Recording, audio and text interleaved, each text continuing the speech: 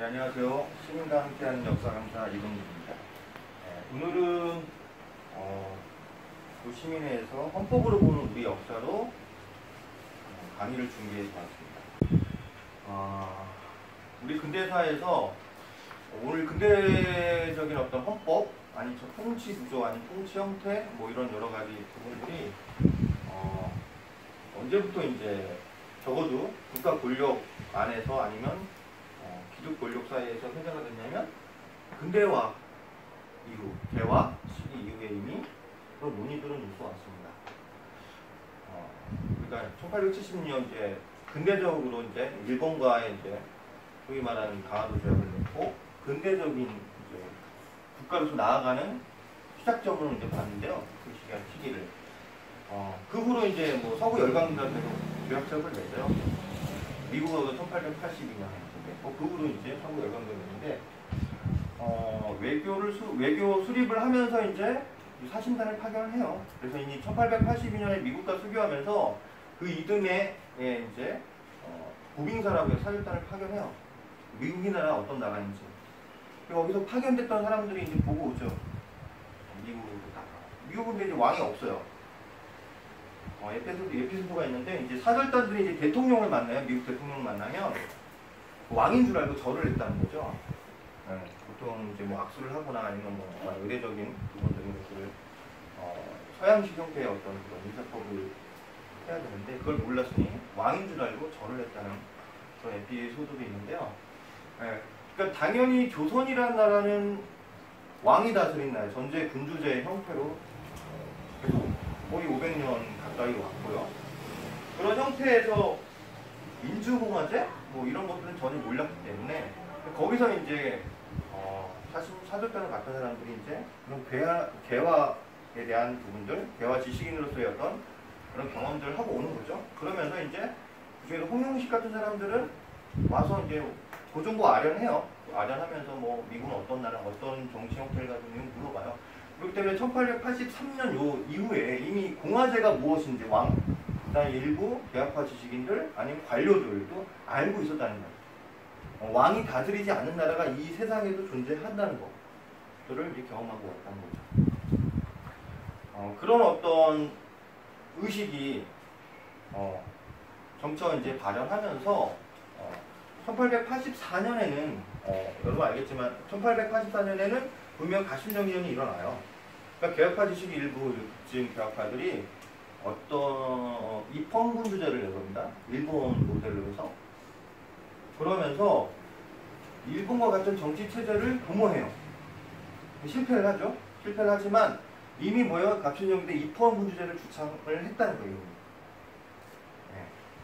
일본처럼 천황이고 물론 거기는 총리 대신에 실질적으로 권력을 쥐고 있지만 실질적으로 천황이라는 존재가 굉장히 중요한 정치적 지주죠. 국민 대표의 어떤 상징일 수도 있고 이런 걸 거쳐와서 갑오개혁 때는 이제 실질적으로 이제 친일적인 성격을 띤 내각이었기 때문에 그런 입헌 군주제에 대한 부분들이 어느 정도 이제 10년 정도 지났기 때문에 이미 어떤 정부 관료들 일부들은 그런 인식이 있었던 거죠. 그러나 이제 친일파 갑오개혁 세력 소위 이제 좀 친일적인 어떤 대신들이 이제 권력이 물러나면서 그 후에 이제 일본에 의해서 지금 고종이 경복궁에 포위되는 상황에서 그 을미 사변이 일어난 직후에 이제 포위된 상황에서 나중에 이제 아간파천 러시아 공사관으로 이동하고 그 1년 후에 나오면서 이제 대한제국을 선포합니다. 그러면서 이 대한제국 선포를 하고 그 무렵에 같이 있었던 게 이제 오늘부터 이제 본격적으로 이야기할 독립협회예요. 그래서 오늘 독립협회부터 이제 이야기를 하게 되는 이유는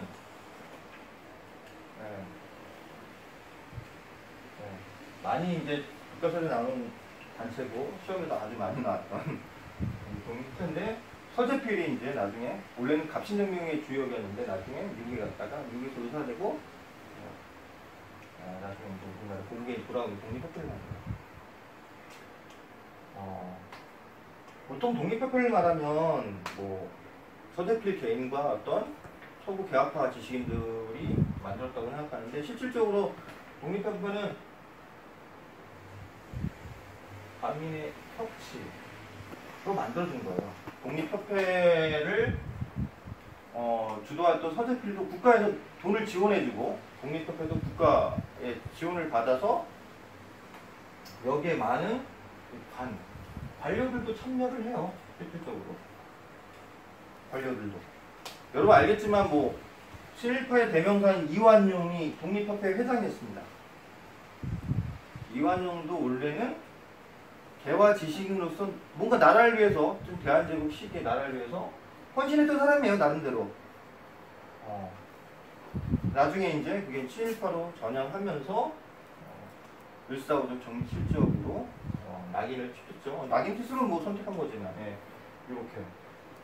그래서 관료들이 같이 참여를 했고요. 독립문 아시죠? 독립문도 국가에서 대한제국에서 많이 지원을 했어요. 황태자가 돈을 내기도 하고요. 그래서 독립문도 그렇고 여기 뭐 부속된 독립문도 그렇고 국가에서 많이 제정하고 독립신문조차도 국가에서 많이 지원을 해요. 그리고 독립신문이라는 게 민간 신문이 아니고 대한제국의 어떤 행정적인 것들을 알리고 국민들한테 알리기 위해서 약간 광고적인 성격도 있는 거예요, 같이. 그래서 이런 거. 그 다음에 이제 나중에 관민 공동회도 만들어요. 만민이 아니고 여기는 관이 이제 요즘에 이제 공청회처럼 관료들과 민간이 같이 공동회 같이 이제 포럼을 개최하고 중요한 사안에 가서 이제 사람들이 모여가지고 토론도 하고 하는 것들을 만들어요. 그래서 독립협회라는 게 관과 민이 이제 협치의 산물입니다. 정확히 말하면. 이 독립협회의 의미는 대한제국이 뭔가 열강 속에서 생존을 위해 하나의 몸부림으로 독립협회가 민이 관리하고 뒤에서 지원하는, 관이 지원하는 형태에서 뭔가 자주독립을 위해서 국가와 민간이, 일반 백성들이 연대, 연합을 해서 뭔가 새로운 국가에 대한 어떤 이상들을 구체적으로 실현하기 위해서 독립협회를 만들어서 처음엔 키웠죠. 나중에 이제 갈등이 있고 해산을 시키지만 고정이 처음에 이렇게 시작이 됐어요. 그래서 이런 독립협회가 주장하는 건 이제 점차 주장하는 일 중에서 1896년에 창립을 했다가 1898년에 이르면 어떤 걸 주장하냐면 헌의육조를 주장해요. 헌의육조. 오늘 이제 첫 번째 우리가 다뤄야 될 텍스트인데요. 이 헌의육조에는 기본적으로 입헌 군주제에 대한 을 담는 겁니다. 입헌 군주제는 법을 만들어야지 함부로 군주는 있어야 돼요. 일단은 고종 황제에 대한 권위는 인정해요. 하지만 법을 만드는 거죠. 입법을 할 때 누가 관만 하는 게 아니라 백성들의 대표자가 같이 협의를 해서 나라를 이끌어가는 형태의 입헌군주제를 주장했어요. 이건 이미 가보개혁 때도 갑신정비 주장했던 건데 이걸 현실화시키기 위해서 이 헌의육조 내용에 입헌군주제적 내용들을 담아냈어요. 이게 왜 의미가 있냐? 이제 앞으로 볼 또 이제 헌법의 정체, 국채를 우리가 주권의 변천에서 되게 중요한 부분이에요. 왜 중요하냐면 조선은 기본적으로 뭐냐면 전제군주제죠. 동아시아 다 그랬어요. 중국도 그렇고. 그렇기 때문에 이 전제군주제, 그러니까 뭐 절대 왕권을 행사하는 형태의 군주가 모든 결정의 최종 권자이면서 권력도 거기서 나오는 거죠. 당연히 주권도 군주에 갖고 있고. 여기서 입헌군주제, 군주제의 권한을 약화시면서 법률에 의해서 그 왕권, 군주의 권한을 제한하는 걸 제한을 했죠. 헌의육조. 여기 보면 그래서 이제 강의안을 이제 준비했는데요. 여기 보면 예. 이런 흐름 자체가 이제 전제군주제가 아닌 입헌군주제의 정체를 국가 정체, 국채를 이제 변혁하려는 노력들이 그동안에 이제 개혁파들 지식인과 그 다음에 이제 깨어있는 이제 그 당시 이제 일부 다수는 아니지만 일부 시민들이 합세하여 이 독립협회 그리고 또 만민공동회를 통해서 모든 사람들이 나와서 함께 토론하고 국정에 참여하는 형태의 모임들이 꾸준히 진행되면서 여기까지 헌의 6조로 입헌군주를 제한하는 까지 나아갔다는 겁니다. 이거는 되게 큰 변화이죠. 왜냐면 국정 파트너가 조선은 알겠지만 보통 조선이 이런 얘기 하시잖아요. 이거 들어보셨나요? 군약 신강이라고?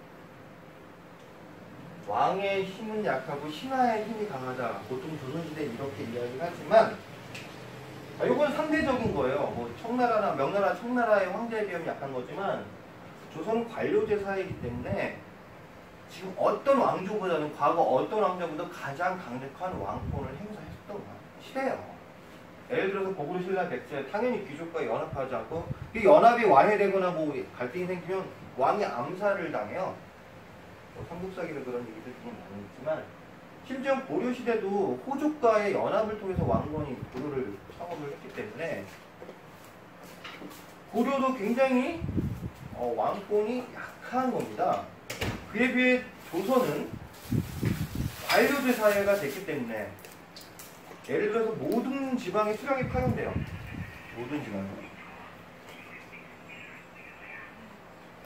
그리고 고려시대까지만 해도 파견되지 않는 지역들이 관리들 파견되지 않기 때문에 그 지역은 호족이 다스려요. 초기에는 호족, 뭐 향미 이런 사람들이 실제 지방을 다스립니다. 그런데 조선시대는 모든 사람, 모든 관료, 모든 지방의 관리가 파견되기 때문에 다 장악을 해요. 그리고 군대를 지휘하거나 모든 명령이 왕을 중심으로 해서 왕을 대항하는 사람들 중심도 다 이루어져 있어요. 그래서 소열의 임진왜란 때도 왕이 대리했던 사람 어떤 자율권이라는 것들이 이번 시대에도 없어요. 무조건 자기보다 상관의 명령을 따라야 돼요. 그걸 따르지 않으면 반역이 되기 때문에 굉장히 왕을 중심으로는 왕권이 확실히 전 시대보다 강화된 상태였고 그게 지금 500년 가까이 이루어진 거예요. 그러니까 전제군주제는 당연한 거고 그리고 왕이라는 존재가 동아시아에는 뭐냐면 하늘의 명을 대리하는 거예요. 하늘을 대신해서 왕이 백성들을 편안하게 잘 다스리는 임무를 맡은 거기 때문에 왕이 됐다는 것 자체는 그냥 이건 하늘이 왕을 선택했다는 어떤 그런 이야기를 할 수 있는 거죠. 그렇기 때문에 왕에 대한 고난은 예를 들어서 뭐 연산군이나 포악한 왕, 백성을 괴롭히거나 아니면 정말 잔인한 백성을 함부하고 신하들 함부로 죽이는 뭐 이런 어떤 아주 폭군이 아닐 바에는 왕은 그만큼의 정성성을 갖고 있어요. 그 본의를 위협하지 않아요. 그런데 이때 와서는 이미 서부 유럽의 어떤 사상들이 들어오면서 이제는 뭐예요? 백성이, 주인이 되는 어떤 국가 사상들, 믿고 사상들이 이미 개혁파 지식인과 그런 지식을 알고 있던 사람들이 굉장히 전파가 되는 상황입니다. 이미 관료들 중에서도 이제 개화 지식으로서의 그런 의식이 싹이 뻗고 개화되는 사람들도 있고 망개한 사람들도 있고 그렇기 때문에 이 입헌 군주제에 대한 요구를 고종이 처음에는 받았어요. 헌의. 그래서 실제 중추원을 중심으로 중추원에 이제 의회 같은 설립까지도 약속을 받았어요. 그러니까 대세죠. 이미 이런 흐름이 이제 대사라는 것도 고종은 알고 있어요. 알고 있기 때문에 그리고 이걸 받아주지 않을 때는 자기의 왕권이 약화될 수 있다는 것도 알고 있어요. 왜냐면 일반 대학 지식인뿐만 아니라 관료들 사이에서도 일부가 이런 의식들이 이제 어느 정도 자리 잡았기 때문에 이 대세 흐름에 반대 해석을 일단 받아요. 하지만 이 와중에서 중간에 독립협회 내부에서의 어떤 독립협회에는 다양한 사람들이 구성되는데 크게는 이거예요. 보통은 입헌군주제를 지지하는 사람들인 거예요. 여기서도 말하지만 허니우트에 나타나고 전제 황권을 공고히 할 것, 그래서 매국에 의존하지 말고 과민이 협력과 전제 황권을 공고히 할 거라고 이렇게 이야기한 거는 기본적으로 황제 권한을 인정하는데 법이나 중요한 사항에 있어서만 뭐예요? 이 중추원에서 법률을 제정해서 그런 권한을 일부 제약하겠다는 거지 왕권을 아주 약하게 시킨 건 아니에요. 그럼에도 불구하고 입헌 군주제를 하는 사람들이 대다수예요. 다수. 그러나 소수는 민주공화제를 지지하는 사람들이 있었어요. 네. 미국의 영향을 받은 사람들 같은 경우에는 소수지만 민주공화제, 더 이상 왕이 필요하겠느냐? 그냥 온건파겠죠. 어느 정도 현재 권력을 인정하면서 개혁을 시도했다는 생각이에요. 아니다. 우리는 미국처럼 백성이 주인되는 나라로 바꿔가야겠다. 근데 문제는 여기서 터진 거예요. 일부 이 과격한 민주공화제를 주창했던 사람들이 왕을 몰아내고 대통령을 세워야 된다는 실제 있었어요. 그런 이야기들도 있고 행동하는 사람도 있어요. 이거를 들었던 고종은 어떤 반응을 할까요? 뭔가 자기는 약간의 권력을 양보하고 입헌군주제로 갈 것도 어느 정도 생각을 했는데 이런 애들이 주장을 하는 애들이 생기면 어떻게 돼요? 이것조차도 쉽지 않은 상황에 놓일 수 있는 거죠. 아이러니에도 이때 가장 대표적인 사람이 이승만입니다. 이승만 개인적으로 좋아하진 않아요. 근데 이제 이 독립협회 시기에 가장 급진적이고 가장 과격하고 가장 열렬히 민주공화제를 주창하고 활약했던 사람이 이승만입니다. 나중에 잡혀서 감옥에 있다가 감옥에 가게 되는데 하여튼 이승만 같은 경우는 민주공화제를 주장하면서 굉장히 급진적인 성향을 떴어요. 이승만 일생에서 가장 급진적이고 가장 어떻게 보면 민주주의에 대한 민주주의에 대한 영향이 가장 강하죠. 그 후로는 조금 변질이지만 고종이 이거에 대한 소식을 들었어요. 윤명서가 나라들도 갑자기 뭐 대통령을 세워가지고 왕을 폐하고 이런 얘기가 이제 들으니까 뭐예요? 결국 독립협회, 이 헌의협회에 대한 비난시키고요. 독립협회로 해산하는 시기입니다. 그러면서 다시 뭐예요? 이런 흐름, 최소한 입헌군주제의 어떤 흐름을 가지 않고 다시 전제 군주제를 강화하는 데로 전제 군주제를 강화하는. 왜? 내가 양보했는데 얘네들이 안 되겠어? 나를 폐위시키려고 했어? 심하죠. 그러다 보니까 내 권력을 더 강화하는 쪽으로 갔다는 거예요. 그게 구체적으로 나타나는 게 대한민국 국제입니다. 그래서 헌법을 만들어요. 그게 대한민국 국제예요. 보시면 보면 대한민국 국제에 보면 1조에 어쩌고 저쩌고 제국입니다. 제국. 대한제국.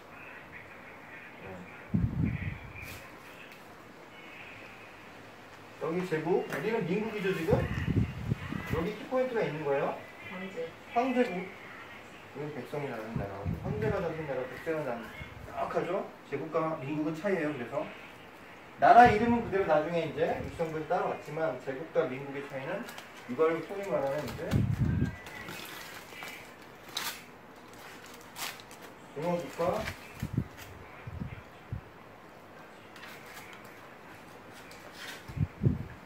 국군은 군주에게 있어. 왕이 있고 여기는 공화국은 다수에게 있는 거죠. 공짜는 함께 공짜인데 다 더불어 같이 가는 거예요. 백성들이 있는 거예요. 그러니까 이 차이가 나중에 이제 또 설명을 하겠지만 오히려 역사 흐름 속에 점진적으로 발전할 수 있는 입헌군주제 정도의 방법으로 갈 수 있는 게 오히려 이제 이런 변수가 작용하면서 다시 전제 군주제를 강화하는 쪽으로 나와요. 그래서 2조에 보면 전제 정치죠. 이거는 본래 조선이 원래 500년 동안 가졌던 그 전제 정치예요. 왕이 모든 권력의 중심이고 모든 결정을 하고요. 독단으로 혼자서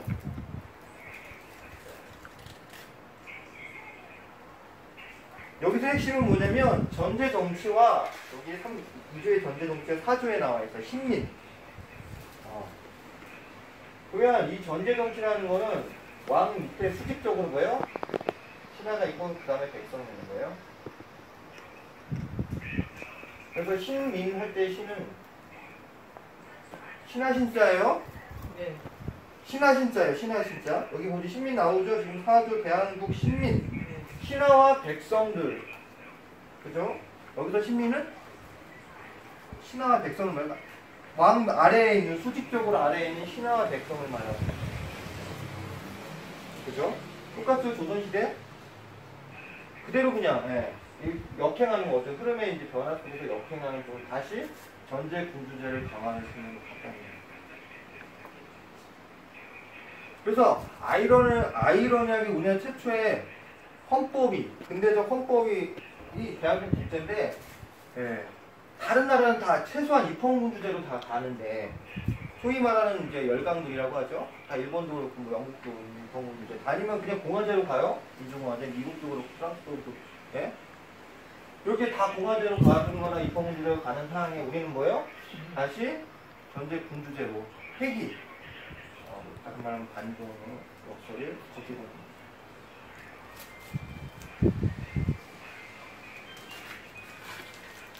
이 흐름이 뭐냐면 제가 생각하기에는 이 흐름의 가장 큰 특징은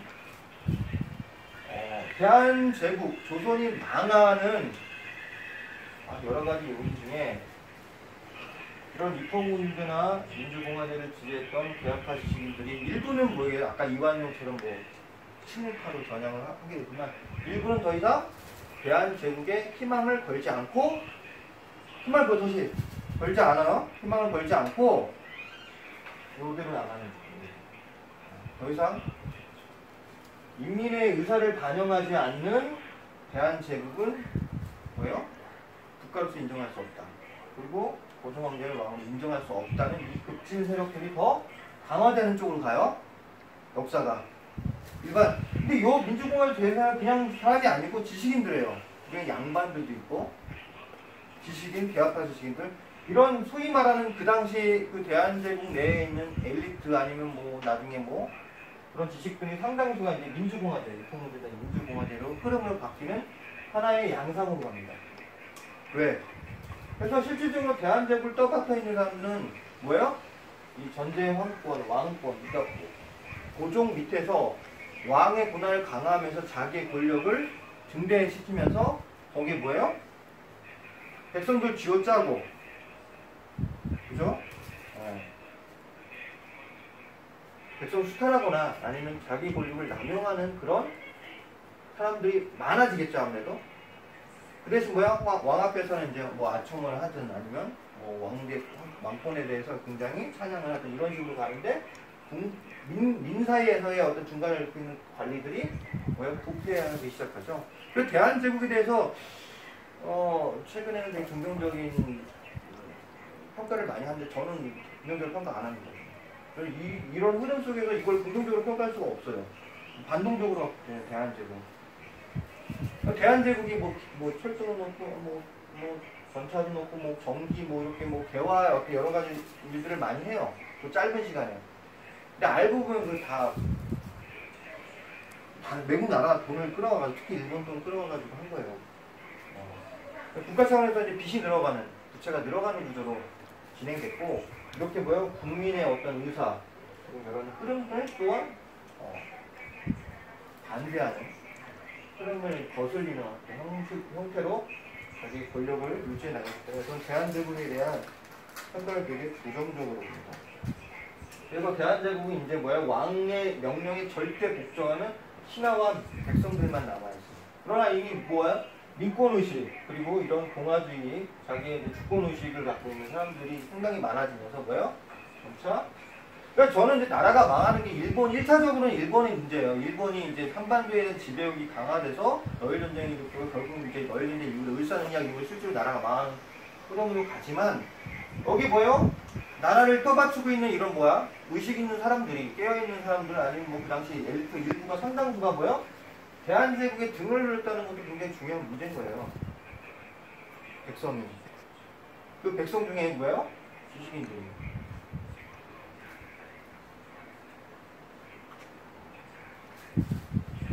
이건 너무 갈망했던 거였어요, 당시에. 흐름 속에서. 근데 이것이 이루어지지 않으면서 좌절되는 거예요. 그러면 이런 좌절이 결국 러일 전쟁과 을사능약 그리고 여러 가지 정미 7조약 우리가 밑도 설명해서 보셨죠? 군대 해산. 그게 1907년이에요. 그런 흐름으로 가고 거기다가 뭐예요? 그 전에 고종황제 퇴위가 되죠? 고종황제 퇴위 1907년이라는 시간은 네, 이제 이게 좌절되면서 98년에 이게 좌절되면서 한 대략 10년 정도 후에는 뭐예요? 이제 명확하게 대한제국에 기대하지 않고 새로운 백성이 주인 나라에 대한 건설 작업이 시작이 됩니다. 더 이상 왕은 필요 없다. 아직 완전히 나라가 망하지 않은 상황에서 1910년에 나라가 망하잖아요. 근데 1907년에 신민회라는 단체가 나와요. 신민회. 물론 신민회 단체는 아까 전 독립협회에서 활동했던 게 상당수 많은 사람들이 참여를 하고 있는데 신민회. 여기서 신민은 아까 그 신자가 아니에요. 신하 신자가 아니에요. 새로운 신자예요. 새로운 인민, 새로운 인민을 만드는. 결국 이 새로운 인민에 함의하는 거는요, 민주공화제입니다. 실제 신민회는 민주공화제를 주창했어요. 이거 되게 중요합니다. 최초로 신민회는 이제 항일 비밀단체이긴 하지만 최초로 민주공화제를 주창했어요. 뭐냐면 1907년에 나라가 아직 망망했어요. 그죠? 고종이 퇴위당하고 신종이 아직 황제에 가 있고 3년 후에 망하는데 이 신민회는 뭐예요? 더 이상 우리에게 왕이 필요 없다는 거예요. 이쪽이 반역이에요. 쉽게 말하면 왕이 아직 살아있어. 물론 이제 허수아비죠. 일본의 허수아비지만 아직 대한제국이라는 나라가 살아있고 황제국이야. 명목상, 형식상이죠. 그런데 이제 뭐가 그냥 대놓고 민주공화제 주창한 거죠. 더 이상 우리에게는 왕이 필요 없다. 왜? 전제군주의제적인 왕은 필요 없다는 거예요. 그리고 심지어는 입헌군주도 별 의미가 없다고 하는 거죠. 우리에게 왕이 필요하다. 근데 입헌군주도 왕이 있어요. 근데 왕의 권한을 얼마큼 할지 안 할지 이거는 나라마다 달라요. 하지만 입헌군주제는 군주가 있어요. 왕이. 근데 민주공화제는 없어요. 왕은. 무조건 왕은 없는 거예요. 왕이 필요 없는 거야. 아예. 그럼 굉장히 중요한 거죠. 그렇죠? 알죠? 우리 완창원 선생 이런 분이에요. 유명한 왕이 필요 없다고 이회영 선생 나중에 서간도 가서 신흥무관 했던 이런 분이에요. 심지어는 김구도 있어요. 알맞은 분만 적는 거예요 그냥. 그죠? 왜 이렇게 적냐? 특히 김구하고 완창원은 어떻게 돼요? 나중에 상해 임시정부의 주도진 역할을 하는 거죠. 특히 완창원. 신민회 출신 나중에 또한 대한민국 임시정부에서 핵심 역할을 해요. 나중에. 그래서 신민회가 중에 민주공화제 주창 이때 1907년에 이때 했는데 그러면 이 민주공화제를 주창하는 이 세력들이 다수였을까요? 아직까지는 다수는 아니에요. 여전히 왕에 대한 왜? 아시잖아요. 유교가 500년을 근간으로 나라를 다스렸는데 왕에 대한 아무리 왕이 좀 인노라고 부족 하더라도 왕에 대한 것도 있는 거죠. 그죠? 넘기시면 2페이지 내용 보시면 그래서 이들이 말하는 국권 회복은 뭐예요? 왕을 복귀하는 게 아니라 그죠? 뭐예요? 인민이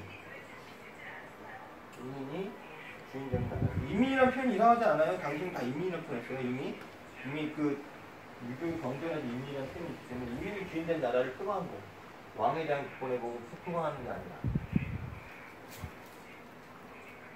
그래서 이제 우리가 보통 실력을 양성하자. 이번보다 우리 실력을 정합니다. 실력 양성하면서 나중에 뭐요? 때가 되면 전쟁까지도 불사하자.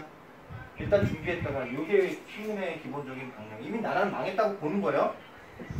아니 고종 자기가 왕인데 일제에서 강제 퇴위한 나라니까 이미 나라는 망한 거라고 보는 거예요. 그죠?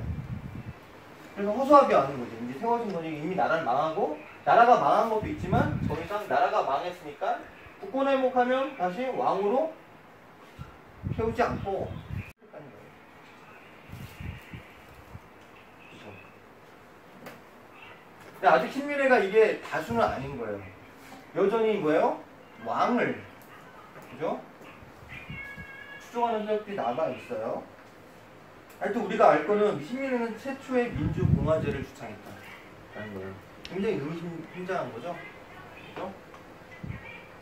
그리고 이 주장이 나중에 임시정부, 그리고 오늘날까지 민주공화국의 기틀을 만드는 거예요. 이때 주장한 게 오늘날까지, 그죠? 오늘날까지도 이어가는 거죠. 기본적으로, 그죠? 정체, 국체가 지금 우리 민주공화국이잖아요. 헌법 1조에 나와 있는. 1조 1항에 나와 있는. 질문이 있는데요. 지금은 인민이란 말 안 쓰고 지금 국민이란 말 많이 쓰잖아요. 네. 근데 그때는 인민이라고 먼저 나온 이유가 뭐죠? 아니 이거는 인민은 그 당시에는 일반적으로 국민의 의미를 인민을 더 많이 썼어요. 당시에는 1940년대까지.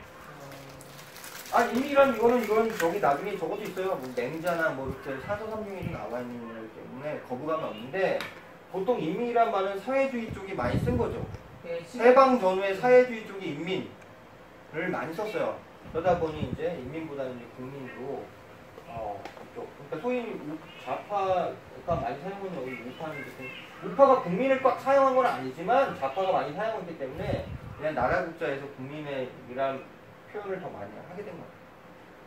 그리고 이제 일제시대도 국민이라는 표현을 많이 썼고 그냥 그대로 우리 친일파가 권력을 잡은 나라기 때문에 그냥 국민이라는 얘기. 이런 식으로. 근데 요 용어는 지금 쓰지 잘 안 쓰잖아요. 북한에서 많이 쓰는 인민. 네. 근데 이게 그냥 북한에 쓰는 게 아니고 당시에 이거 옛날에 알겠지만 유해 공격까지 나올 정도면 그냥 쓰는 거예요. 그냥 백성을 인민이라고 표현했기 때문에. 그러고 좌파에서 많이 쓰는 거예요. 좌파에서 민주공화제를 주장하고 민주주의를 신봉하는 사람들은 거의 인민이라는 말을 많이 썼는데 이게 우리나라는 분단 이데올로기에 갇혀가지고 인민이라는 걸 꺼려하죠. 그러다 보니까 잘 안 써요. 아니 그래서 어떤 사람들은 사회주의적 그런 의미를 갖고 있지 않았나 안창호 부분인데. 아니 근데 이게 유교에도 대동이라는 세사를 대동세상, 대동사회를 주장하죠. 이게 뭐냐면 물론 여기는 유교니까 유계질서는 있지만 고아, 가부, 뭐 가난한 사람들이 다 넉넉하게 살 수 있는 그런 이상향을 유교에도 있어요. 유교 공자도 이야기했고, 유교도 이런 게 있어요. 대동사회라는 거 굉장히 사회주의 형태에 비슷해요. 나중에 이회영도 나중에 사회주의는 이제 아나키스트로 가는 게 자기는 유교 집안이에요. 명문 집안이에요. 경주시 명문 집안이 나중에 보니까 이 대동이라는 유교에 있는데 아나키스트가 이런 그죠? 서로 위계질서 없어요. 사회주의는 위계질서가 있는데 아나키즘은 위계질서 없어요. 우리가 소위 말하는 무정부주의에는 무정부주의잖아. 내가 나중에 20년 중반에. 근데 이게 뭐냐면 유교의 이런 대동사회가 약간 무정부주의? 근데 조금은 이제 디테일하면 좀 다른데 그런 부분도 있어서 그래서 여기 이런 유교 경제에도 인민이라는 말을 썼기 때문에 이 단어가 그렇게 문제되는 단어는 아니었지만 이게 후반부에 좌파나 사회주의 지역에서 많이 써서 그런 경향이 있죠. 그래서 지금 잘. 지금도 북한이 조선 민주주의입니다. 민주주의. 인민공화국이 인민공화국. 그런 이제 뭐 그러니까 이게 분단 상황에서 나오는 약간 이제 우리가 뭐 금기어가 된 거죠. 금기. 약간 인민이라는 용어가 그렇다면 이런 민주공화제를 주창했다고 해서 민주공화제에 이런 를 주장하는 사람이 다수는 아니고요. 여전히 왕에 대한 어떤 기대와 신뢰가 있는 사람들이 있는 거예요. 왜냐면 유교 500년인데 유교에는 왕이죠. 왕이 이제 권력의 중심이 되고 나라가 망했으니 또 왕에 대한 부분들이 사람들을 통합시키는 어떤 통합에 기여할 수 있는 하나의 요소가 되기 때문에 나라가 1910년에 망했지만 여전히 뭐예요? 이후에 10년 이후에 전개되는 여러 단체 있잖아요. 그 단체, 이후의 단체들은 다양한 이제 아까도 민주공화제를 추종하는 사람, 신민회 같은 경우는 민주공화제를 추종하는 거죠. 예를 들어서 여기 뭐 신민회는 뭐 그동안 이제 1910년에 발각돼가지고 와야 됐지만 민주공화제를 주장한다면 여기 나는 여기 독립무분부 있잖아요. 요 1910년대 활동했던 나라가 망했어 이미. 나라가 망했는데 예를 들어 독립무군부 같은 경우는 노골적으로 복벽주의를 두는 거야. 복벽주의.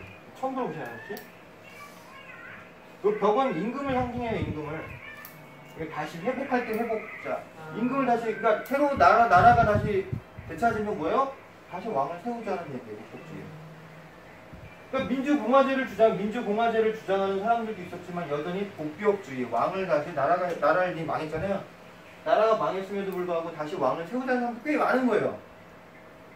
1910년대는 경쟁을 했는데 이 두 세력이 경쟁을 해요.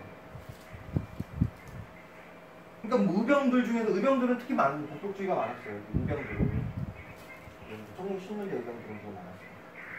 근데 이게 1910년대는 여러 가지 변해요. 여기 보면 이제 복벽주의는 나라를 되찾고 임금 다시 세우자는 주장이에요. 그래서 대한제국의 회복을 추구하는 독립운동 이념이에요. 근데 이 복벽주의도 굉장히 많았다는 1910년대. 이 두 개가 서로 경쟁하면서 치열하게, 그러니까 같은 독립을 되찾기 위해서 되게 노력을 하는 사람들이 많잖아요. 독립운동가 우리가 말하는 소위 그 사람들 안에서도 이념적으로 이제 서로 다른 거예요. 제안이. 보통 우리 1910년대 요거는 잘 안 다르고 1920년대 뭐 민족주의, 사회주의는 많이 다뤘는데 1910년대는 그 독립운동을 하는 세력들은 요런 어떤 차이가 있는 거예요. 특히 여기 보면 1912년 항일 의병을 했던 임병찬이 밀지를 받아요. 왕한테. 요즘 가끔씩 뭐 이렇게 왕이 명령하자 약간 신뢰하는 신한테 뭔가 쪽지 주면 그거 받아가지고 뭔가 이제 원하는 것들 행하잖아요. 왕이 원하는 것들. 그거 받아서 그래서 이제 독립무군부를 조직하고 했기 때문에 밀지를 받아서 움직였다 하는 것 자체는 이미 뭐예요? 나를 되찾으면 왕을 다시 고정을 세우겠다는 생각을 당연히 할 수밖에 없는 거죠. 뭐 자세한 설명 아니지만 제가 하고 싶은 건 뭐냐면 민주공화제를 주장하는 세력들이 존재했어요. 성장했어. 하지만 여전히 왕을 세우자는 복벽주의도 1910대 초반까지 굉장히 강렬하게 남아있었다는 거예요. 이게 경쟁했다는 거예요. 경쟁. 그러니까 제가 이걸 왜 강조하는 이유면 우리가 민주공화제가 그냥 그렇게 쉽게 온 게 아니라는 거죠. 그럼요. 네. 그냥 온 게 아니에요. 이렇게 보면 아까부터 계속 흐름이 오잖아요.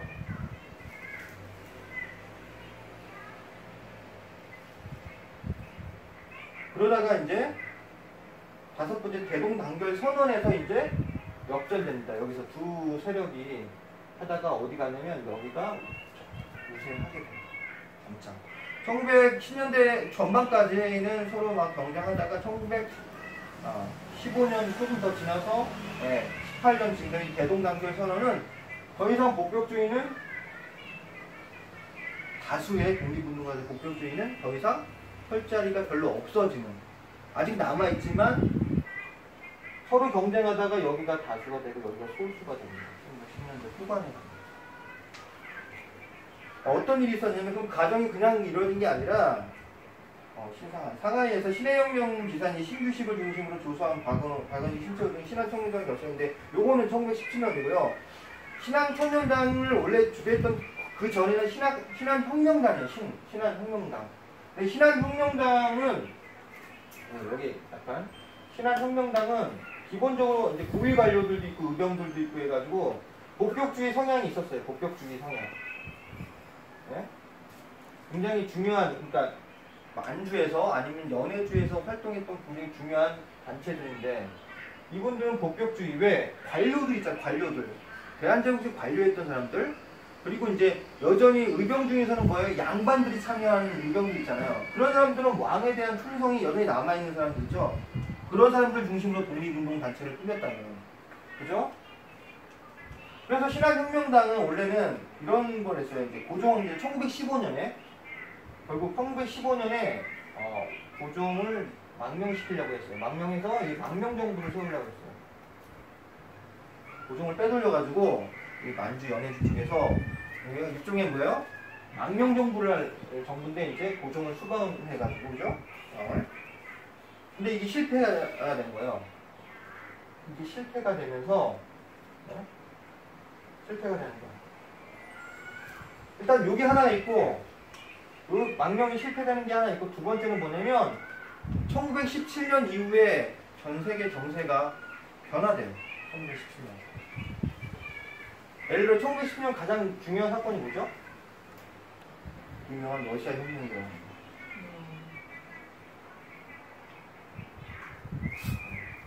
그리고 1917년, 18년에는 독일에도 뭐예요? 혁명이 일어나요. 그게 사회민주革命이에요. 그러니까 우리가 알고 있는 러시아나 독일이 뭐예요? 1917년, 18년 이제 1차 세계대전이 끝나게 되면서 어디로 가요? 민주공화제로 가요. 민주공화제.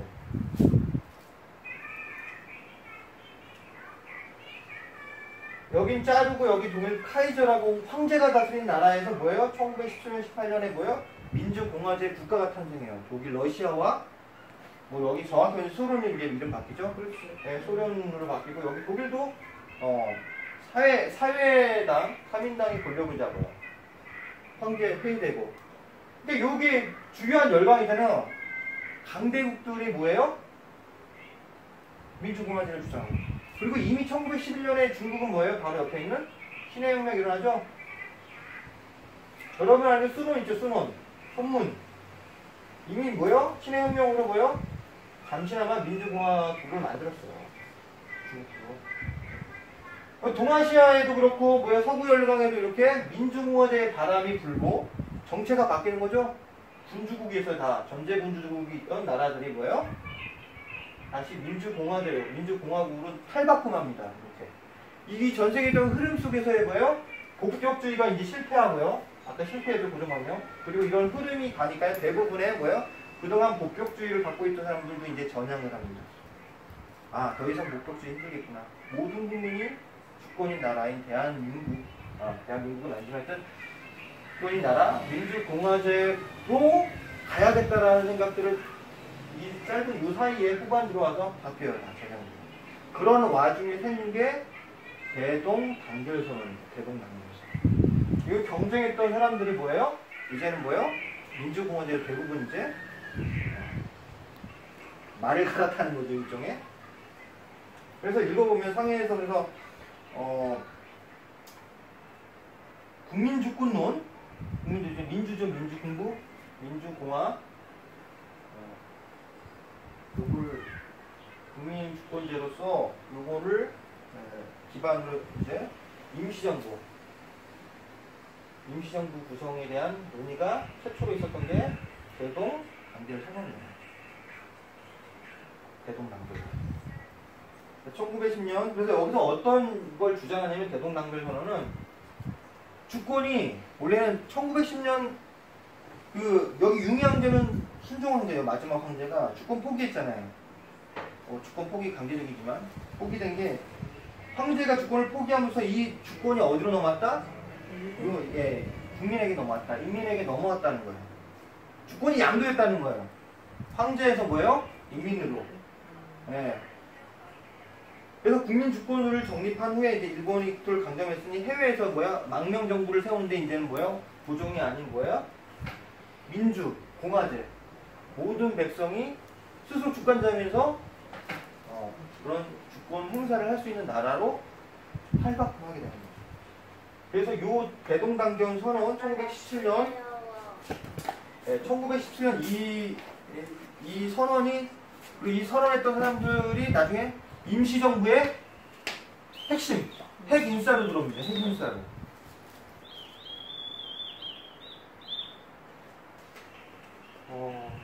이 대동단결 선언 이후로의 이제 민주공화국에 대한 열망은 다수를 점하는데요. 이 흐름 속에서 나온 게 이제 1919년 3월 1일 이제 3.1 만세 운동 또는 혁명이라는 표현인데 이후에 11대 임시정부에서 이 내용들이 고스란히 민주공화국, 민주공화제에 대한 그런 내용들이 그동안 논의했고 이제 정착된 이 논의들이 그대로 헌법에 반영되는 결과가 나왔습니다.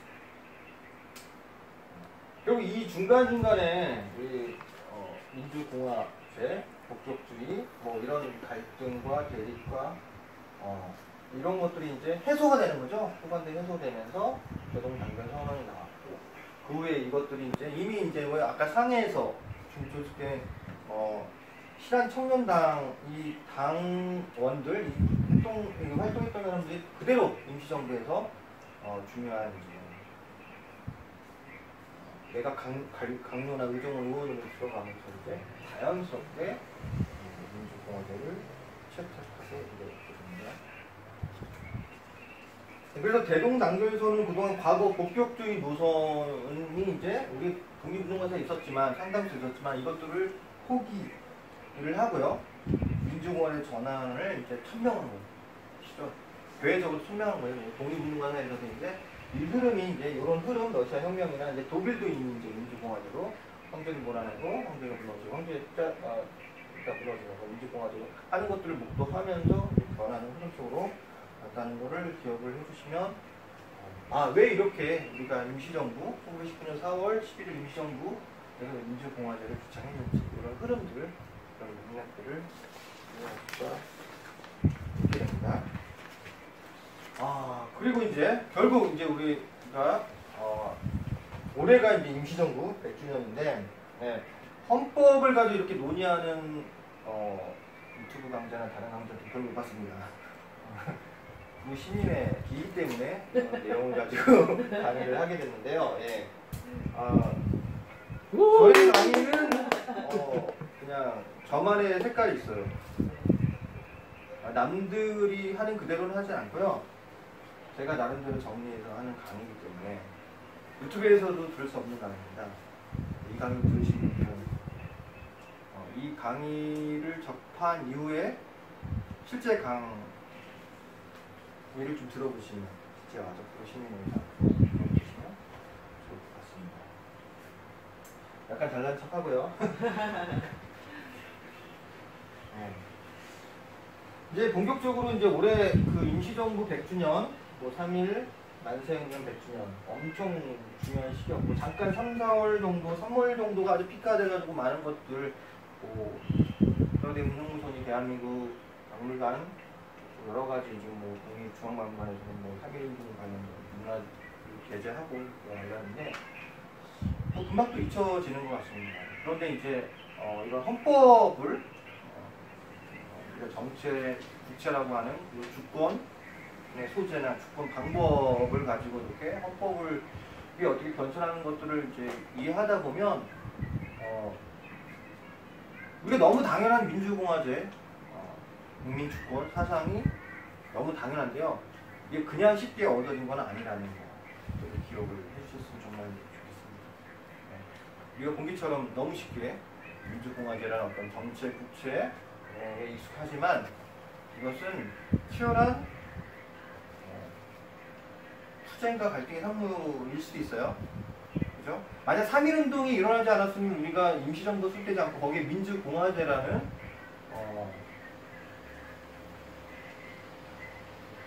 정체와 국채죠? 국민주권 논리가 들어갈 수가 없었겠죠. 더 빨리. 그죠? 그리고 아까 복격주의자 분명히 왕을 같이 세워야 되는 사람들이 꽤 많은 사람들이 있었음에도 불구하고 그게 점차 소멸되고 그죠? 국민주권 논리가 대세로 잡아가는 것들 꼭 기억을 해주시고요. 1919년 이제 4월 11일 이제 임시 의정을 해서 이제 헌법을 제정을 해요. 우린 그걸 이제 임시 헌장이라고 이야기합니다. 그래서 이제 최초로 그 당시에는 뭐 대동단결선언이니 뭐 신민회니 뭐 이런 민주공화제 이런 건 하나의 단체잖아요.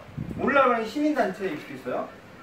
뭐 그 당시에는 뭐 독립단체일 수도 있지만 그런데 저거 군의를 갖고 있는 어떤 정부 형태를 띄웠고 최초로 민주공화제를 선포한 거는 임시정부 임시헌장이라는 거예요.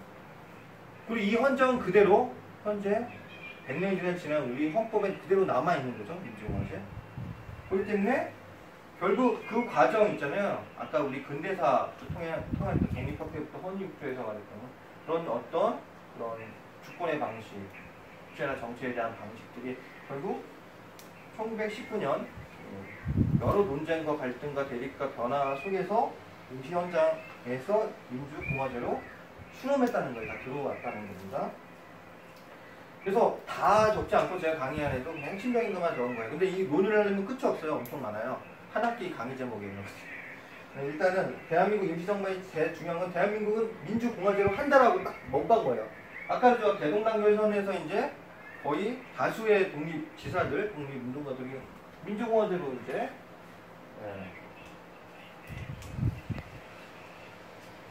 국면 전환이라고 해서 의식 전환이라고 할까 했기 때문에 이제 당연히 1919년 4월 11월에 이제 나온 이 임시 헌장은 당연히 민주공화제로 갈 수밖에 없죠. 대동단결을 선했던 사람들 다 이리로 들어오기 때문에 대한민국 임시정부의 주체 세력이기 때문에 당연히 민주공화제죠. 여기 임시의정원이 통치하는 거예요. 임시의정원 국회입니다. 지금 말하는. 이거 잘 보세요. 국가 최고 권력이 임시의정원인 거예요. 국회. 오늘날에 말하면 이 정치 형태는 의회제와 비슷해요. 북한이 이렇게 하잖아요. 네? 북한이 공산당이 이렇게 하잖아요. 물론 이제 의회제라는 건 뭐예요? 국회가 중심인 거예요. 행정부가 중심이 아니고 오늘날에는 행정부가 중심이잖아요. 아무리 상권 분립이 있다고 해도 대통령과 행정, 수반, 행정 밑에 있는 장관들, 내각 이 중심이에요. 우리는 대통령제지 약간 미국 형태의 어떤 대통령제이기 때문에. 근데 여기는 뭐예요? 국회. 물론 여기 의회제만 있는 거 아니고 여기 국무총리가 선임됐기 때문에 약간 내각 책임제적 의회제예요. 그냥 약간 내각 책임제하고 의회제의 중간 형태입니다. 그래서 상해 임시정부 처음에 4월달에 했을 때는 대통령이 없어요. 그죠? 국무총리가 있어요. 그리고 국무총리도 뭐예요? 여기가 핵심인 거예요. 되게 특이한 거예요. 우리나라에 없잖아요. 우리나라에 한 번도 이제 1948년 이제 재헌헌법에도 이런 형태는 처음이죠. 근데 이때는 뭐예요? 의회에서 뽑았어요. 국무총리를 의회에서 선임해가지고 국무총리인데 이게 이승만이라는 게 슬픈 얘기지만 약간 의회제회에 내각 책임제가 약간 섞여 있는 어떤 그런 형태였다는 거예요. 최초에. 그죠? 되게 특이한 구조예요. 근데 이게 지금 특이하죠. 당시 이렇게 하는 데가 되게 많았어요. 이렇게. 왜냐면 국회가 중요했기 때문에. 우리가 아까 독립협회에도 중추원이라는 의회를 통해서 뭔가 군주권을 제한하려고 했던 전통이 있었고 당시에 많은 나라들이 이렇게 하는 나라들이 있었기 때문에. 그죠? 그리고 3조에는 평등하다. 만민 평등사랑이에요, 이제. 이미 가보개혁 때 이제 없죠? 그 신분제는 철폐가 돼서 1894년 가보개혁 때. 하지만 여전히 양반 쌍놈이 있습니다. 양반 속에 이미 있어요. 우리 제가 어릴 때만 해도 너 어느 공간 어디냐, 너 어느 군시냐, 어느 이시냐, 저는 말하기 좀 쪽팔렸어요. 제가 알죠. 제가 우리 집안이 명문 가문이 아니고 평민 집안인 걸 알고 있기 때문에 대답하기 싫었어요. 지금도 싫어요. 그래서 그런데 이렇게 이승만이 대통령 건 양반이라는 것들도 굉장히 한몫했고 아까는 우리가 전에서 공부했잖아요. 그 윌슨 대통령, 미국 대통령이 있는 총장했던 그곳에서 공부를 했기 때문에 그런 어떤 외교 측면에서 이승만 대통령을 한 것도 있고요. 하여튼 평등하다라는 거 되게 중요한 거잖아요. 그죠? 이것도 지금 우리 당연한 건데 이때 이제요 이런 평등 인민 남녀 귀천 민족의 인민은 이제 평등하다. 그러니까 이 민주공화국은 뭐예요? 평등할 수밖에 없어. 백성이 주인이기 때문에 백성은 다 평등한 거죠. 형식적 평등이긴 하지만 법적인 평등이긴 하지만. 그 재밌는 건 제8조 구황시를 우대한다. 왜 구황시를 우대한다고 이야기했을까요? 8조에 이렇게 넣었어요. 왜 구황시? 구황시라면 대한제국의 황실님이 누구예요? 고종도 있고 순종도 있고 거기에는 일친 그 아들들도 이미 있어요. 그 친한도 있고. 비록 민주공화제를 주창했지만 황족들이 임시정부와 같이 하면 뭐예요? 이게 독립운동하는데 굉장히 폭발력이 있다고 보는 거예요. 폭발력이. 그래서 실질적으로 이제 임시정부가 하기 전에 고종과 부추량 망명을 주도했어요.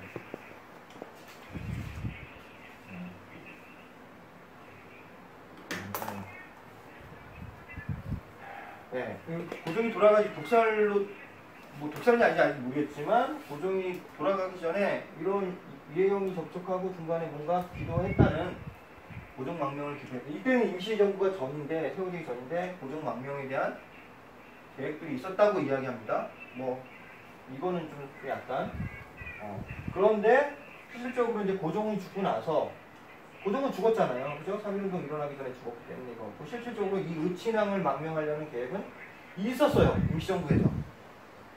실제. 근데 이제 걸립니다. 걸려요. 의친왕이 실질적으로 나는 내가 뭐 가가지고 같이 독립운동을 하겠다라고 허락받고 가요. 안창호가 데려온 건 아니고 안창호는 이제 당시 임시정부에서 이제 했고 안창호 이제 비밀 연락한 거죠. 임시정부 와가지고 망명 계획을 세워가지고 했는데 그래서 잘 피해갔다가 갔다가 국경지대에 잡혀요. 의친왕. 실제 이 일이 있었어요. 그래서 구항시를 우대한다는 조건은 뭐예요? 비록 민주공화제로 그래요. 이제 여기는 왕이 없는 나라이긴 하지만 여전히 왕, 이시조선에 대한 아니면 그런 왕실에 대한 것들이 이 일반 백성들 사이에서는 아주 평범한 백성들 사이에서는 아주 있는 거예요. 힘이. 그 3.1운동의 성공 여부를 따지고 보면 뭐예요? 고종이 죽은 거예요. 왕이 죽었어.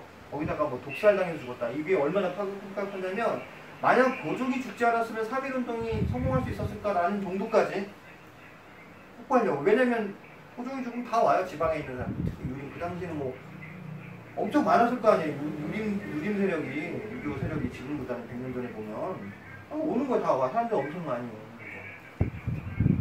그래서 구항실 무대는 그런 독립운동 차원에서 우리 민족, 조선 민족의 단결을 꾀하고 이 의친왕이나 이런 왕실이 오면, 그죠? 조선의 일본 어떻게 보면 조선의 기득권 양반들이나 왕족들은 한일합동에 대부분 찬성했다, 다 찬성했다라고 이렇게 하는 거예요. 그런데 의친왕이 망명했고 그 전에 김가진이라는 사람 대신 중에 김가진이라는 사람이 먼저 망명을 하고 이 의친왕하고 같이 연결해. 여기는 이제 성공했는데 여기는 실패하거든요. 이미 김가진도 뭐예요? 자기를 받은 사람이 어쩔 수 없이 패망하고 한일합동 자기를 받은 사람인데 망명에 성공했어요. 이 사람. 근데 먼저 갖고 2차는 의친왕이 오는데 의친왕이 실패한 거죠. 그래서 보통은 일본 애들은 그 왕족이나 양반들은 독립도 안 하고 그냥 우리 합병하는데 다 대부분 동의했다라고 이렇게 선전했는데 김가진이 성공했고 의친왕이 또 망명을 했다는 게 알려지는 거예요. 일본 말이 거짓말이라는 것들을 이제 알게 되는 거죠. 그죠? 그런 효과도 있었던 거예요. 구항시 무대. 그죠? 우리 쪽에서는 독립운동을 이제 극대화시킬 수 있는 거죠. 단결할 수 있고. 그리고 일본의 그런 거짓된 이야기들을 폭로할 수 있는 좀 하나의 사례로 이야기할 수 있으니까. 그죠? 그래서 구항시를 우대한다는 조항을 넣은 거예요. 물론 의친왕 이후에 구항실이 독립운동을 하진 않았습니다. 아무도. 네? 그나마 의친왕이 했었으면 했었을 텐데 잡혀가지고 못했고 우리가 아는 덕혜옹지나 뭐 그죠? 영치랑 최근 영화에 나왔던 독립운동 하나도 안 했어요. 이 친구들은 그냥 거기 그냥 일제 그 호의호식 누리면서 살았지 평생. 영화처럼 뭐 노동자 만나고 한글 뭐 가르치고 이런 거 전혀 없었습니다. 그러니까 영화가 이제 그런 호도하는 거죠. 잘못된 역사를 호도하는데 덕혜옹주 같은 경우에는 대표적으로 역사 왜곡에 아주 그냥 아주 끝판왕 정도로 아주 말도 안 되는 이제. 네. 물론 그게 이제 뭐 시나리오니까 영화니까 이해할 수 있는 부분이 있지만 사람들은 이제 왕실이 뭔가 했다라는 생각을 했는데 왕실에 사는 사람이 이 사람이니까요. 그래서 이 사람들은 그 일제시대 때 내내 감금당해. 뭐 이렇게 그냥 맨날 이렇게 주변에 이제 일제 경찰이나 이런 분위기 여러 개에서 감시받아서 평소에 1945년 거죠. 네, 그래서 이제 이런 흐름으로 이제 갔다는 거죠. 여전히 민주공화제를 주장하지만 재밌는 거는 구항시를 우대하는 조건을 하나 달았다는 거예요. 이것도 잘 모르죠. 사람들이 잘 모르는데 실제 이제 의친왕을 망명을 했던 시도가 있었다. 실패했지만. 그죠? 하여튼 지혜로운 거죠. 민주공화니까 왕 이제 저 왕족 다 뭐 멸시하고 이러지 않았다는 거예요. 지혜롭게 그들도 뭐요? 독립운동에 끌어들일 수 있도록. 그러니까 이쪽에 대동단결이죠. 독립운동 사이에, 그죠? 여전히 왕을 지지했던, 그러니까 요게 대사라고 해서 여전히 일반 사람들은 왕에 대한 어떤 신뢰나 왕족에 대한 부분들이 남아있는 거예요. 이미 뭐요? 100년 전에는 유교가 아직도 시방에는 대당이 많았겠죠. 충에 대한 부분도, 그죠? 나라가 망했어도 그죠? 충에 대한 의식이 있잖아요. 6.25 의식은 남아있을 거잖아요. 뭐가 어떤 사건이 터진다고 해서 갑자기 사라지는 거 아니거든요. 그게. 그런 관습이나 의식들이 사라지는 건 아니에요. 정말. 네, 하여튼 이런 부분들도 우리가 좀 재밌게 보면 될 것 같습니다. 그리고 이제 우리가 보통 임시정부는 이제 헌법 개정을 벌써 5번이나 해요. 우리는 지금 9차에서 10번 개정을 한 거거든요. 재헌이 시작해서 1차, 2차, 9차니까 10번, 재헌까지 포함 10번을 바뀐 거예요. 임시정부도 뭐예요? 1919년 45년까지인데 5번, 개정이 6번 바뀐 거죠. 6번. 그걸 다 모르셨죠? 임시정부도 막 이게 뭐, 헌법 개정? 그런 걸 했네? 막 그랬는데, 헌법 개정을 했다는 건 그만큼 임시정부도 여러 가지 정치적 위기가 있었고, 그것들을 극복하기 위한 방안으로, 그죠? 변화를 추구한 거예요. 권력구조의 변화, 권력구조의 변화를 추구한 거라는 겁니다.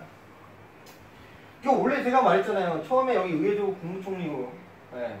이렇게 처음에는 4월 11일 처음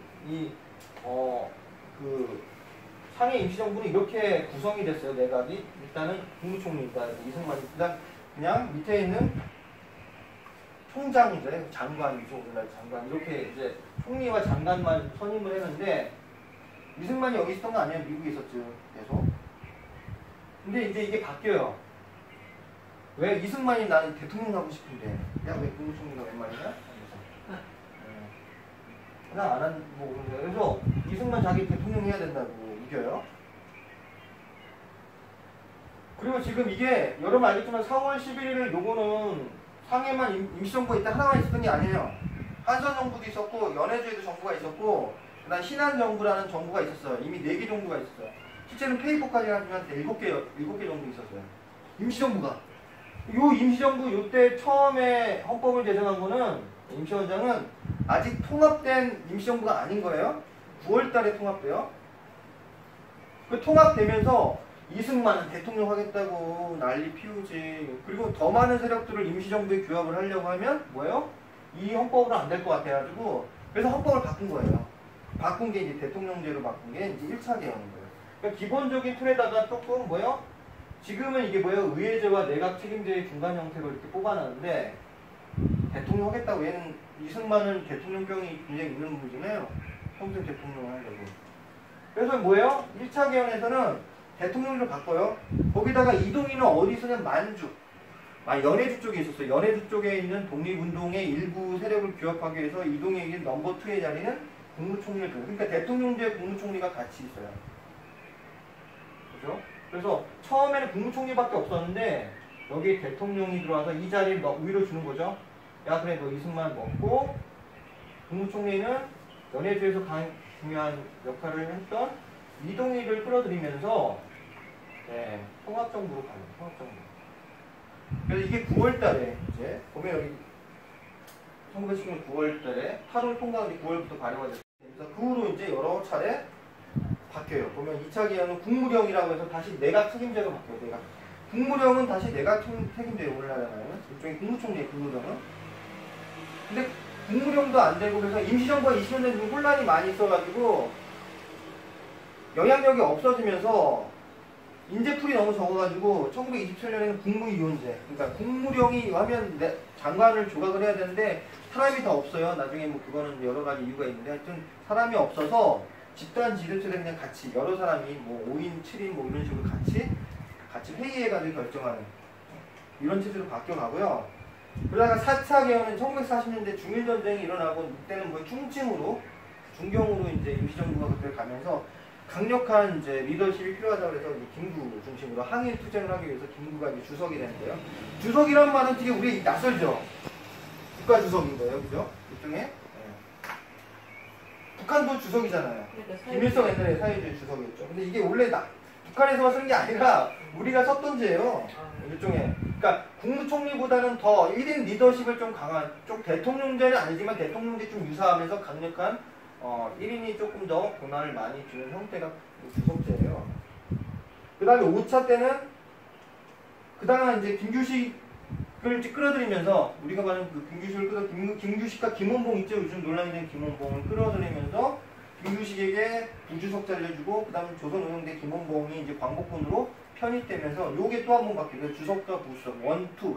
그러니까 넘버 1, 넘버 2 이런 식으로 이제 주석 두 주석제를 치는 게 이제 이때는 뭐예요? 좌우합작 일종의 그 민족주의의 사회주의, 완전 사회주의는 아닌데 김원봉이 좀 좌파 성향이 있으니까 김원봉을 이제 끌어들이면서 이렇게 좌우합작 민족주의와 약간 사회주의 성향의 김원봉이 임시정부로 들어왔기 때문에 이제 헌법을 이제 조정하면서 김원봉하고 같은 길을 갔던 김규식을 부주석자리 나이가 더 많고 하기 때문에 김규식을 주고 김원봉을 이제 조선의용대 1지대장 부사령관으로 지내고요. 그러면서 이제 이렇게 편입되면서 1차 개헌을 하면서 요게 이제 마지막 임시정부에서 마지막 개헌이 됐고 이런 와중에 이제 청문사정 해방을 막는 겁니다.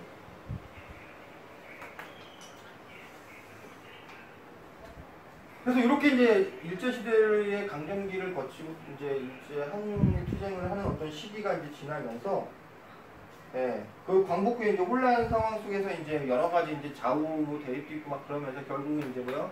남한 단독 정부를 구성을 하고 그 전에 이제 총선을 하면서 그 다음에 이제 재헌 국회에서 이제 헌법 기초 30명을 구성을 해서 이제 헌법을 제정을 하게 되는 거예요.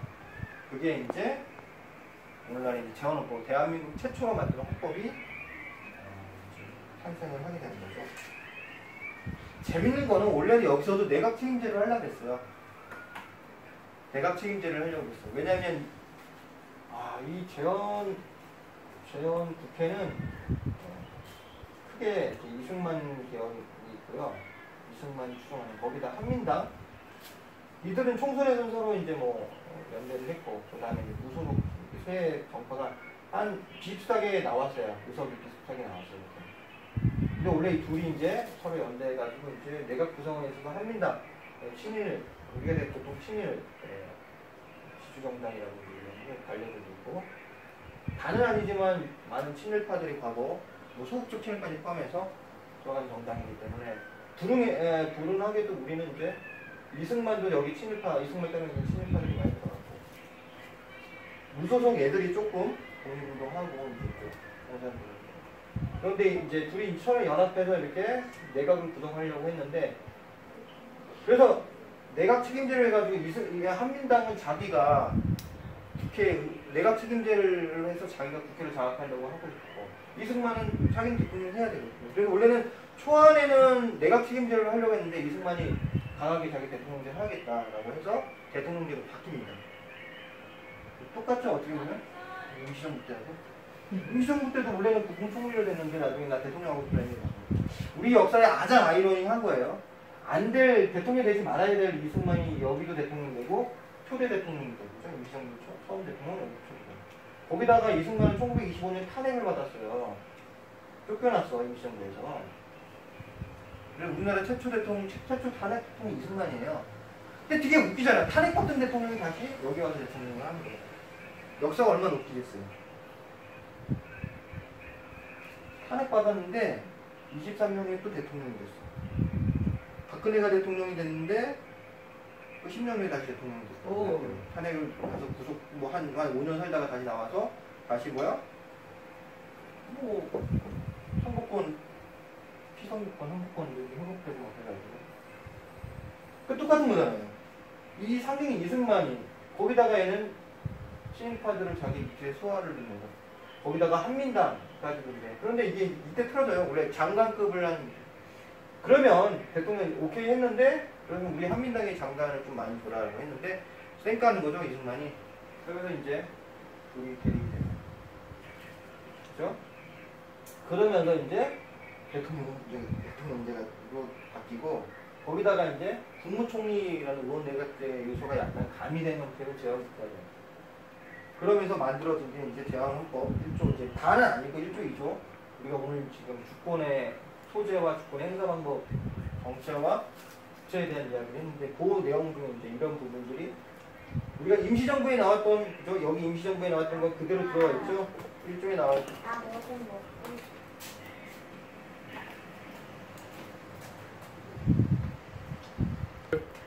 네. 그래서 이승만의 요구를 이제 받아들인 한민당 이제 뭐 무소속 다 이제 합의가 돼서 대통령제가 됐는데 그래서 이제 그걸 이제 바탕으로 만들어진 게 지금 여기 보면 대한민국 1조 2조가 재헌법에 나와 있어요. 지금 그죠? 이 강의안에 그죠? 네. 근데 지금 요거는 지금 현재 9차 헌법, 소위 말하는 6050 헌법에는 1조 1항과 2항으로 돼 있어요. 1조 2조가 재헌헌법 때 1조 2조가 대한민국 지금 현재 헌법에는 1조 1항과 1조 2항으로 돼 있습니다. 똑같이 이어진 거죠. 그게 어디서부터 이어졌어요? 이제 보면 대한민국 임시정부 헌장부터 본 거죠. 위에다 보이시죠? 민주공화국입니다. 이 민주공화를 좀 설명한 게 뭐예요? 주권 국민에 있고 모든 권력 국민에 있다. 이건 이제 정체에 대한 소재, 방법 이런 거를 이제 구체적으로 조금 더 쓴 거니까 지금 현재 우리 대한민국 헌법은 임시헌장에서 임시헌법에서부터 그대로 1조의 내용들이 그대로 이어왔다는 겁니다. 그러니까 이게 왜 우리나라가 대한민국이 이제 100년이 된 거냐면 다른 게 아니라 대한민국 임시정부를 우리의 이제 1940년 정부 수립의 근거가 이제 임시정부로 이어졌다고 계승했다고 우리가 정확하게 이제 헌법 전문에도 나와 있고 하기 때문에 그리고 또 한 번요. 이 민주공화제 만약 입헌군주제였는데 갑자기 이렇게 오면 좀 뭐 약간 연결이 그렇잖아요. 근데 이제 민주공화제라고 선언했던 내용들 그죠? 그대로 이제 지금 대한민국 재헌헌법에 들어왔고 이 재헌헌법이 그대로 이제 기본적으로 9차 헌법까지 왔기 때문에 대한민국 임시헌장의 이 내용, 대한민국이 표방했던 이런 민주공화제의 기본 취지가 그대로 들어왔어요. 이거 말고도 들어온 게 다 많아요. 근데 오늘은 그것까지 얘기가 너무 길어지기 때문에 기본적으로 주권, 정체와 국체라고 하는 이 중요한 주권의 소재와 주권의 행사 방법에 대한 논의를 중심으로 했고요. 여기 조금 부연의 설명, 이승만은 나중에 여기 이제 자유당이 하고 우리나라는 이제 아까 좀 전에 이거 한민당이 야당이 돼요, 야당. 민주당이 됐다 나중에 이제 1950년대는 민주당으로 바뀌죠. 근데 이걸 이거는 계속 강조하는 이유가 우리나라 이 불행한 게 탄핵받은 대통령이 다시 대통령이 됐잖아요. 거기다가 친일파가 권력의 중심으로 들어오겠어요. 그죠? 여기 있고 거기다가 여당과 야당이 다 이런 친일파들이 굉장히 많이 소속된 사람들이 여당이 되고 야당이 되고 이 한민당이 쭉쭉 와서 지금 어디 왔어요? 이 한민당이 쭉쭉쭉 와서 지금 뭐예요? 더불어민주당이에요. 지금 더불어민주당. 네? 더불어민주당. 여기 쭉쭉 와가지고 완전 똑같지는 않지만 뭐예요 지금요? 자유.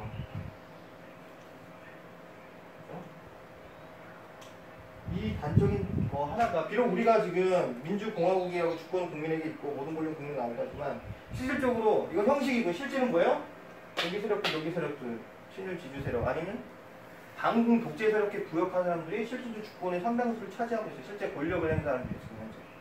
그리고 형식은 지금 맞아요. 형식으로 우리가 국민 주권이 있고 민주공화국 주권 국민에게 있는데 실질적으로 국가 운영에서의 상당수 기득권 세력은 뭐예요? 그때 파산됐던 권력들이 실질적 주권을 행사하고 있어요. 실질적인 주권을. 많은 권력들을. 아이러니하게도.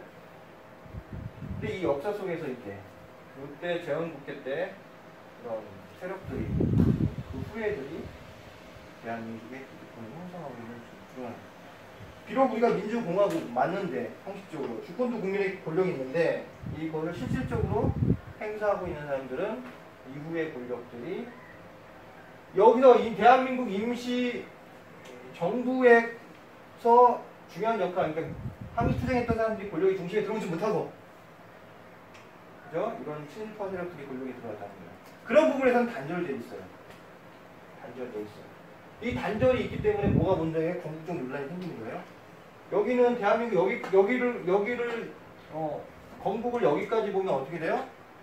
우리 독립운동가들이 어때부터 세웠죠. 여기서부터 나라를 해야지 독립운동을 했던 사람들 입장에서 그리고 우리나라의 그 민족의 정체성을 바로 저기서 여기서 가야 되고 친일파들은 뭐 여기가 건국절이 돼요. 1948년. 왜? 이승만과 친일파 세력들이 나라를 세웠잖아요. 뭐요? 소위 이제 빨갱이를 척결하고 좌파 세력을 척결하고 그죠? 세웠기 때문에 여기가 권력을 여기가 건국절이고 그리고 이게 정통성이 있다고 보는 거죠. 왜 그래야지 자기 권력 있잖아요. 자기 기득권의 정당성을 여기서 우리는 건국할 때 우리 할아버지가 이렇게 이렇겠어. 그렇죠? 우리 아버지가 이렇겠어. 라는 것들이 성립되기 때문에 이 건국절로는 여기서부터 물론 학계에서는 다 이래요. 거의 대부분. 근데 누라이트나 이제 뭐요? 여기 기부세력과 이제 연대하거나 이런 후손들은 이제 이걸 주장하는 거죠. 그러니까 헌법으로 보면서 우리가 하면서도 이런 약간 이제 뭐라 불완전한 역사라고 해야 되나요? 뭐 수치스러운 역사라고 해야 되나? 아니면 뭐 민족 정리가 훼손하는 역사라고 할 수 있는데 이런 부분까지는 이제 강의로 잠깐 이야기하는 것은 헌법은 비록 우리에게 뭐예요? 민주공화제 그리고 주권의 소재를 분명히 밝혔으나 이 헌법이 지금도 제대로 기능을 그러니까 모든 국민이 정말 온전히 주권을 행사하고 있는가 온전한 자유를 누리고 있는가 기본권을 누려요. 그리고 통치에서 정말 우리가 평범한 시민들이 권력 기관에 들어가서 정말 국민을 위한 정치를 하고 있는가 뭐 이렇게 생각할 때는 비록 헌법이 공식적으로 부여한 그 기능에 비해서 실제 이 모든 주권 행사와 주권과 주권 행사를 누리지 못하는 어떤 그런 부분도 있다는 것을 좀 기억을 하셨으면 좋겠다는 생각이 들어서 오늘 이제 이런 강의를 했는데요.